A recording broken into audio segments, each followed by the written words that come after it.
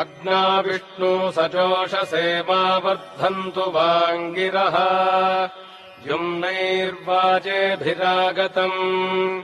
वाजश्च मे प्रसवश्च मे प्रगतिश्च मे प्रसिद्धिश्च मे धीतिश्च मे क्रतुश्च मे स्वरश्च मे श्लोकश्च मे श्रावश्च मे श्रुतिश्च मे ज्योतिश्च मे सुवश्च मे प्राणश्च मे पानश्च मे व्यानश्च मे सुश्च मे चित्तम् च म आधीतम् च मे वाक् च मे मनश्च मे चक्षुश्च मे श्रोत्रम् च मे दक्षश्च मे बलम् च म ओजश्च मे सहश्च म आयुश्च मे जरा च म आत्मा च मे तनूश्च मे शर्म च मे वर्म च मेऽङ्गानि च मे स्थानि च मे परोगुंषि च मे शरीराणि च मे।